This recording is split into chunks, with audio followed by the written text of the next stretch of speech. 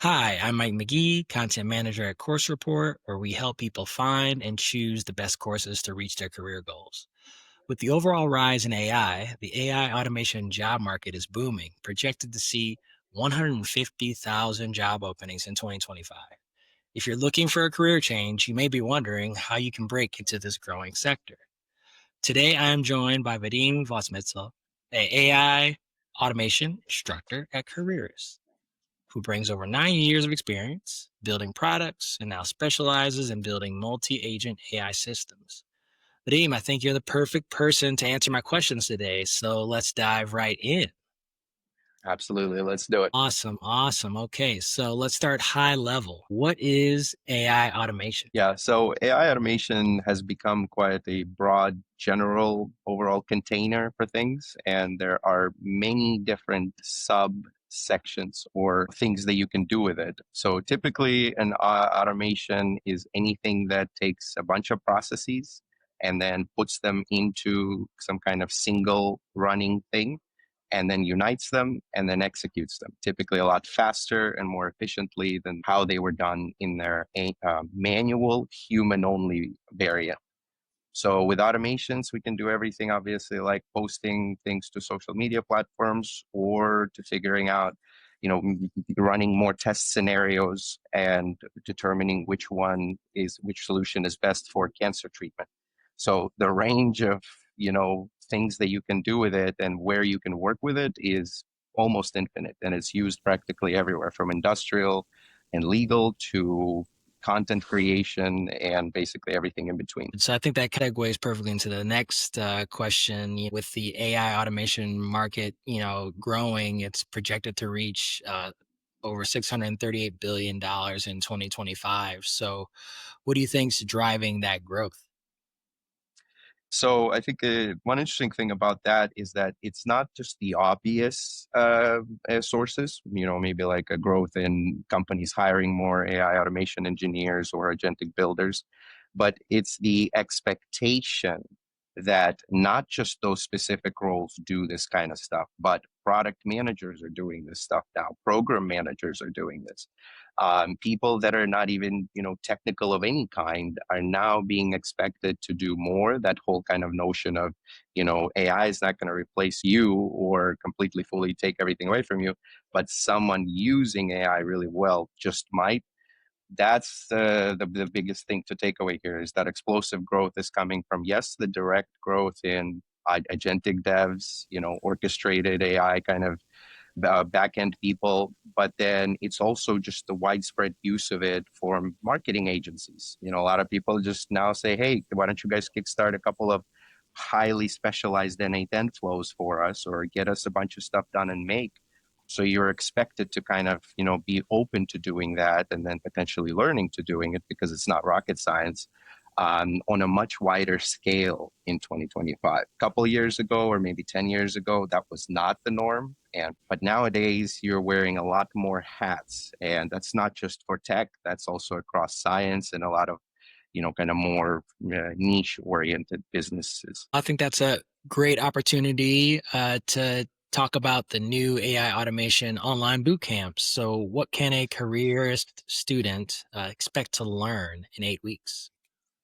So I think one of the biggest things about what we're doing with the AI Automation Bootcamp is that think of it as horizontal learning versus vertical learning. So horizontal could be, I just watched 20 YouTube videos and they all stack next to each other, and I picked up some things here and there. Well, the Careerist program is all about that vertical stack, where we teach you, yep, here's the business foundation. This is why you do it. Here's the technical approach. Here's the kind of the overall industry context, and then final help in terms of, we don't just teach you this stuff, we take you through it in an intern kind of way, almost internally, and prep you as a potential or a person that would work in a potential role like this. So learning how to do something technically is just one small aspect of the whole integrated system. The concepts that we kind of cover are different types of simple agent implementations to multi-agent setups, to kind of fundamental basics of how orchestrated systems work, where you may have an agent and another agent sharing inputs and outputs, then processing data from a couple visual models, then sending things in a, into a vector database. So lots of different kind of fun foundational concepts that apply in any industry. And the big focus is on ensuring that the student knows about as many of these as possible and when to use and deploy each. And once you capture the full knowledge of how to do this one automation, then we task you with remixing that and rebuilding that into something you are passionate about, where you're already working with as part of your existing role. And we're able to kind of create these dual tracks, right, where we focus on the core, the foundation, and then the student can easily layer on a whole bunch of stuff, choose different LLMs, choose different providers for memory, choose a maker and a10. And that's where just like generic YouTube learning can suffer a lot, because cool, you learn like a single thing, right? Or you even watch a 3 hour fully like a big implementation video, but at the end of that, you're still just left with just that asset. And if you don't really grasp even how that specific pattern works, well, then it's harder to apply it, elsewhere. But we kind of focus on the reverse approach of that, giving you the pattern, showing you examples, and get you're still following that core foundational track.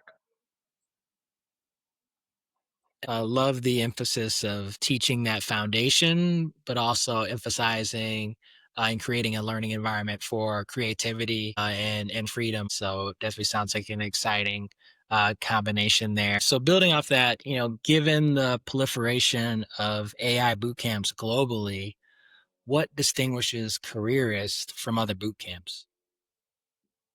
Yeah, absolutely. I think it's the team, honestly. We lead with quite a few sophisticated technical people. I myself have a heavy technical background split across many different disciplines. So are some of the other people. So we teach and, bring this from a production perspective, and not just as some kind of, okay, here's a broad, example that you can maybe do something with, or just to understand. No, we kind of show you how to build potentially like, multi-agent customer support realtor systems, right? That can process leads, that can connect with your different sources. And those things are usually spread across, multiple technical like tutorials and sessions. And I think you do need to have someone who kind of brings that integrated product and heavy duty development experience. Because even though we're teaching no code, low code concepts, the code is still underlying everything, right? And it's very important, I think, for new people to maybe not learn how to code at all, or how to go into, highly like computer science territory. But it is important to learn and understand the concepts that drive these platforms. So like vibe coding is basically as wide of a spectrum as it is, but there are certain disciplines that are very common, and it can all be summarized as just, well, efficient coding being handled by LLMs with the human in the middle. So we really strive to kind of deliver that production level, fully real world integrated approach, rather than just focus on generalities or some sort of kind of like, oh, cool, this is automation. It's important to know and have done. And I've done this at agency level for mid-sized company, for now big company, and I am quite, diverse in my skill set.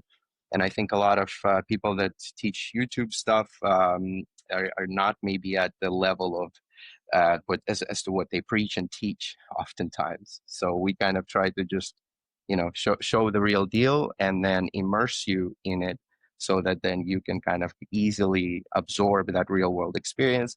And then when you go to that interview, or when you go to start that project, you already kind of know exactly what to expect.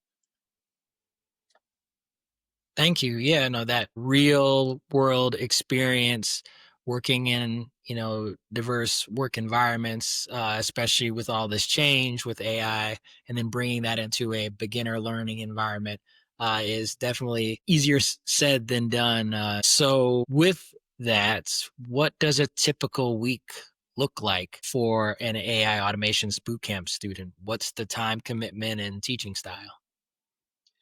So, teaching style is both a mix of pre recorded and live sessions. And we kind of do material that's some stuff that's handled live best, but then some stuff you want to pause and go over. And typically, tutorials, if you do them right and do them well, they never, if a tutorial is 45 minutes, it could easily take 2 hours to fully implement that because you might, need to set up external services, but it's a mix of both. Time commitment could be, it's one of those things. It's really flexible and open towards people with basically who are in existing roles and are potentially maybe thinking of migrating into a dedicated AI automation role or just expanding themselves. So a lot of the material and course stuff is evenings.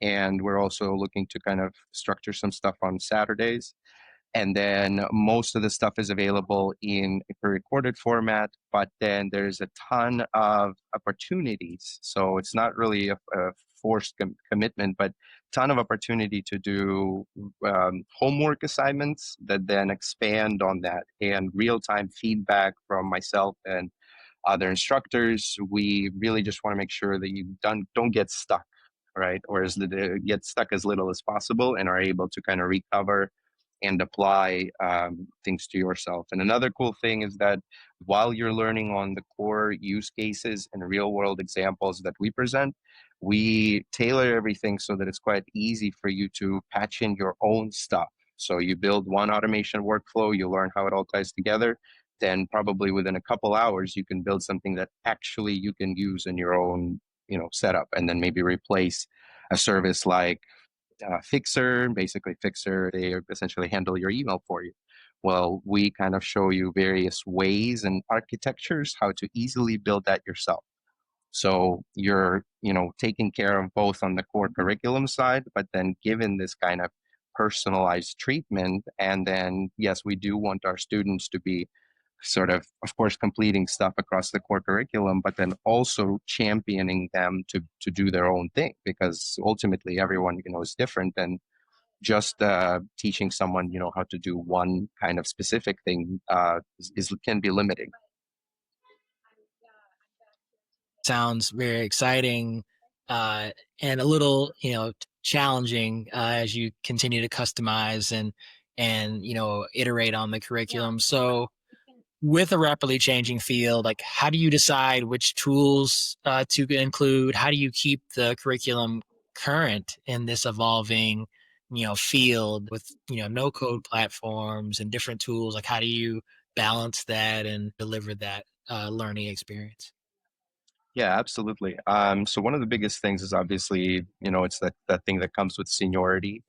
So my community is quite big, from over 100 Discord channels to a couple dozen Slack channels, to I have a bit of a presence on Reddit, LinkedIn. So I kind of rely on a lot of people I know to see what's going on, right? It's either from conversations and talking to people, to obviously reading all the biggest news, to kind of having some potential insider rumor knowledge that comes in.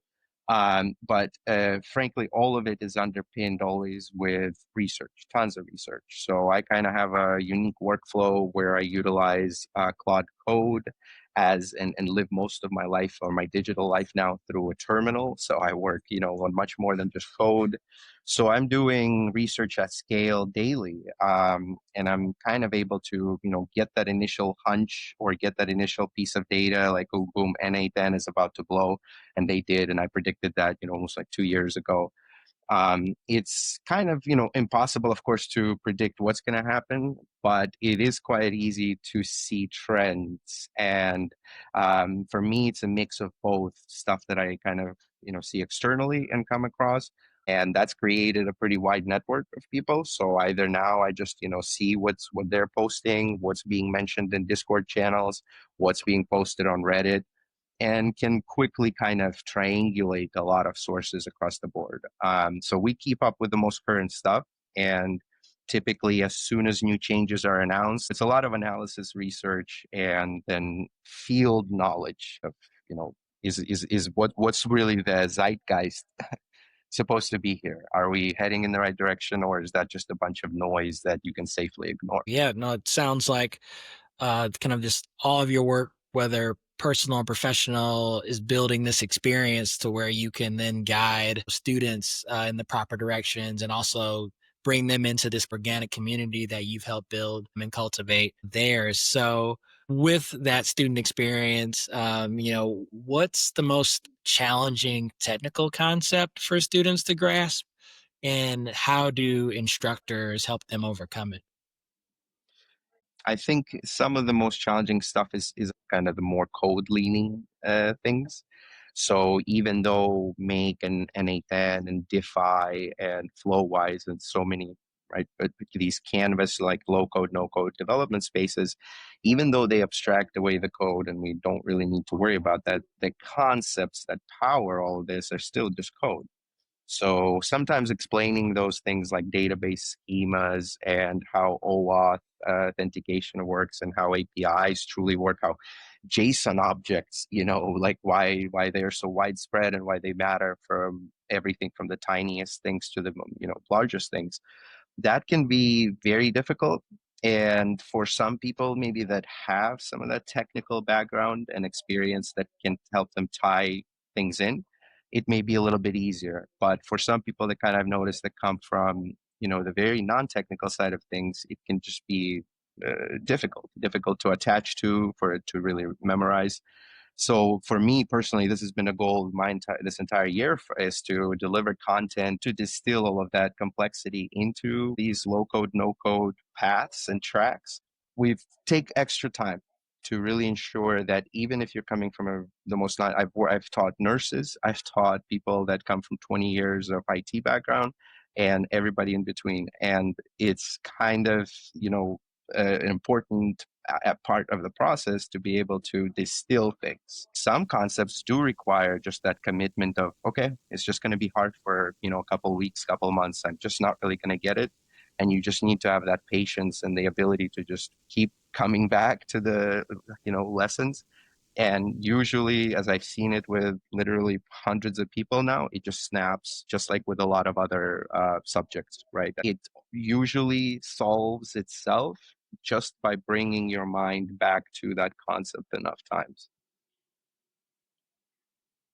I think that's valuable insight there. Being in the boot camp space and really just any intensive learning environment, a common phrase that I've heard and used with students is like when you enter, day one of a boot camp, like you don't know what you don't know, and the goal of like that 9 to 12 week program or longer is to some point get to, okay, now I know what I don't know, like I understand the ecosystem and the landscape, and I've also learned how to learn properly. So I'm not going to know everything when I finish this program, but I'm going to understand how to learn the difficult things, like you mentioned.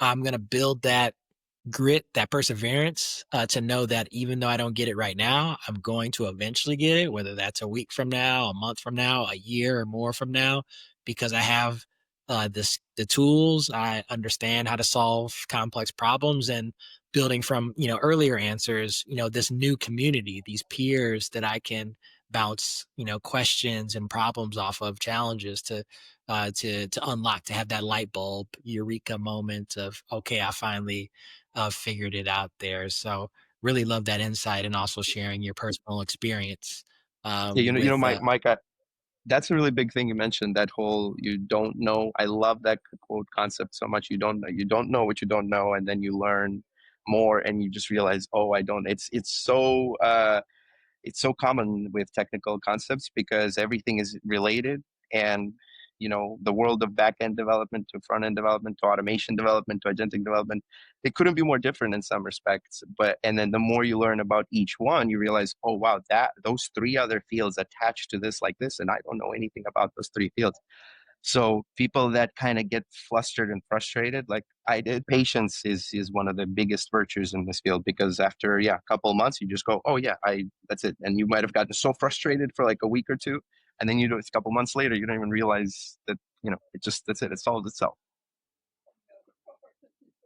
Patience, patience, patience. Yes, you cannot say that enough, and really believe that, and lead with that, especially like you mentioned in technical learning environments. When you're new to this, like those that have that persistence, and the patience to work through it are usually the ones that find the most success there. So we've navigated through the program, through the internship, and then kind of getting to transitioning out of the program. This program promises students can land their first AI job in 4 months. How does Careerist support graduates in landing that first AI job?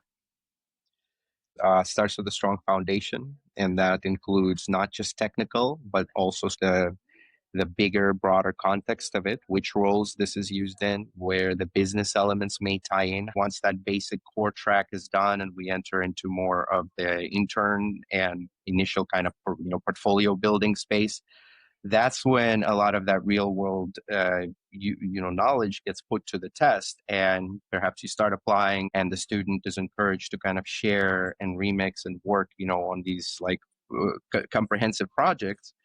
That's really what helps us to kind of then go to that next step with people and say, okay, so how many applications have you put in, how many projects, or if it's part of your personal brand building, how stacked is your portfolio now. It's a constant challenge yourself and pushing someone to do more, because frankly that is what is expected of most, with the amount of layoffs that we are hearing about almost daily now since last year and this year. We do know that the traditional business sort of organization at the big corporate level is changing. And we do know that the business of the future, it of course will be different, but yes, it most likely will be leaner. And that's not to say that everybody will be unemployed. It's just that probably there will be a lot more organizations.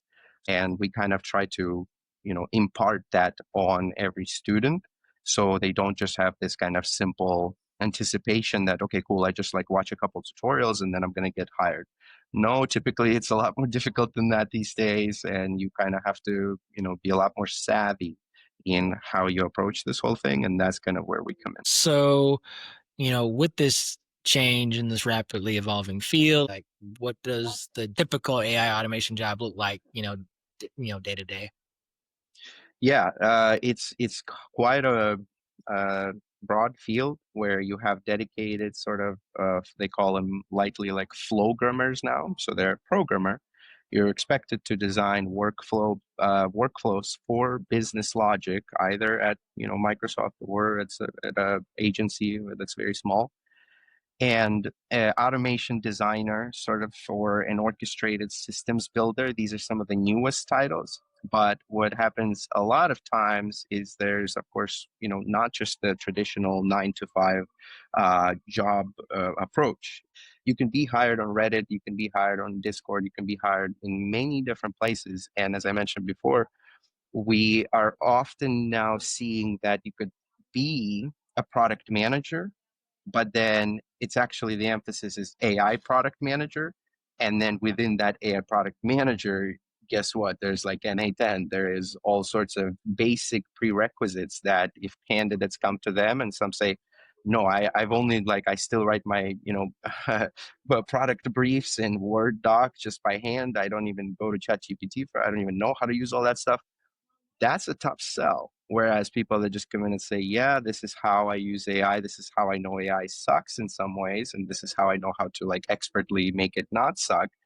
That has a lot more weight to people. And you're still technically applying for a product manager role, but there is basically a super broad spectrum of possibilities within that space. And of course, yeah, dedicated NA10 workflow builders are sought after, dedicated make people. So it's a really kind of fast evolving and constantly, like, other existing roles are sort of getting backfilled or sort of forward filled with AI, right? So that's why it's so important to have at least a basic exposure and working knowledge of this stuff, because it's highly likely that many situations that you'll get into, you'll be like, oh wow, so I didn't even realize that has like this whole AI component to it now. And cool, at least I know like this basic workflow building approach, and I can easily augment my skills here based on my core knowledge that I have. Wow, that's fascinating. So it sounds like it's a rapidly evolving but pretty diverse field, even if in its infancy, that there's certain job titles and careers that are tool specific, and there's others that are tool agnostic, but also they're not just 100% AI automation roles. Like you mentioned, the product manager role, which is a traditional role across tech and other industries that are now, with the rise of AI, being required, or at least candidates that are looking for product management roles have a leg up if they can demonstrate that they have an understanding of AI, that they incorporate AI into their product management workflows, and have that discernment to understand this is where AI works well, this is where it doesn't. You Exactly. can't just be at old school, this is how I've done product management for 3 to 5 years, let alone 5, 10, 15 plus years. Let's stay on this topic here by thinking you've already kind of laid out part of this answer, but where do you see AI automation specialist roles, or just like AI automation careers evolving over the next 3 to 5 years? That's probably one of the biggest questions, right? Because where's AI going? Where's artificial general intelligence or super intelligence, or where's orchestration going? And where's most important thing of 2025 is the word agent, right? There seems to be every business and individual has some kind of agent running somewhere doing something. I think the next, my general thought process on this, and this is coming from a lot of, observing everything and working with AI at the lowest level for the past couple of years. I think no matter how smart the models get, and no matter how efficient and sort of sophisticated the brains get, they will still, just like humans, we need every day to do something and to get up and have processes that we carry out ourselves. We're not that different from AI, to be honest. So no matter how smart that gets, the core paradigms and patterns of what jobs to be done, that's going to stay. So learning this stuff now shouldn't be a consideration. It should be like, oh yeah, I'm absolutely doing it. Because even if you don't end up applying it to something direct like that, it's more likely than not that yes, within the next 5 years, unless you plan to live under a rock and just completely remove yourself from this whole new world, it's going to be very difficult to potentially catch up later, because there's already studies and research coming out showing that we're starting to lose true understanding of what's happening within these LLMs. Even as all this stuff is, AI is going to, potentially maybe have a little bust period. Maybe it's going to have a crazy boom. We're still going to have to do jobs ourselves and with AI. And then AI is going to have to do its own things. And I'm going to have to do my own thing separately. So I think it's really important to know how the system of all of this works. And that's basically where something like the AI automation program is really important, because you get to see that whole holistic system based overview, and you don't just get into like, oh cool, chat GPT-5 is like the best ever, or Claude 4.5 the most amazing thing, I can do so many things. It's like, honestly, those updates mean nothing to most people. Most experienced developers, we just continue on. Like, that's not what this business is about. That is definitely a picture of the future there. So, all right, final question. What advice would you give to someone considering a career transition into AI automation? Yeah, honestly, the biggest piece is like, without being biased towards anything, I think it's an important thing to know the distinction between what you can handle and what you can't. Here's what I mean by that. Someone might be happy sitting there at the computer 8 hours a day or 12 hours a day, or sometimes just even more because you're super slammed and have too many tasks. Sometimes you're trying to figure out some API that's like just a nightmare to work with. So knowing that you can handle that versus not is extremely important. And I think one quick tip that can help someone discern really quickly is like, if you're at the very early stages of this and the initial planning cusps of like, okay, so am I going to do this? Commit to maybe like 2 to 3 maybe like 30-minute plus or more or hour-long tutorials on YouTube. So like dip your feet into watch like a N8 and how to make a sophisticated agent or how to make like somebody, super cool like workflow. Like I put out like 30 node things, in 3 hours, you go from basically not knowing much to having a fully functioning like 5 minute running workflow. So it's very good, I think, to when people have that, kind of reservations initially, just give yourself a tutorial of this, right? And not just like a 10-minute thing, because that doesn't count. Give it like 3 to 5 hours of time, and then see that as you're watching this and maybe even following along, right? Because a lot of the stuff that we teach initially, you can get started for free on all those tools. So give yourself that like 4 hour, maybe like mini boot camp that's self-led. And if after that time there is a passion, there is this like, okay, cool, I like this. This was fascinating. I, maybe didn't understand half the stuff, or maybe I'm just completely like in it, just overwhelmed. But if there isn't a feeling that like, oh, I don't want anything to do with this ever again. This was the most boring, stupid concept, and I basically just wasted a whole bunch of time, then at least you would know that probably of 4 to 5 hours in rather than committing. And again, maybe I should be selling more or something, but it's just the truth, right? And that's just my approach. For 3 years, I'm happy to help people in the most high quality way possible. And a lot of times it's actually helping someone decide that, you know what, maybe this isn't for you.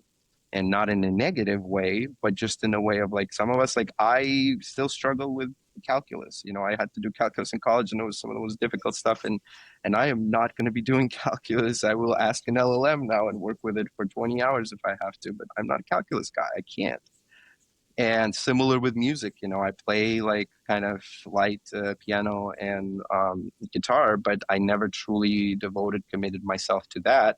Partially is because was the music aspect of it. It just also wasn't my thing.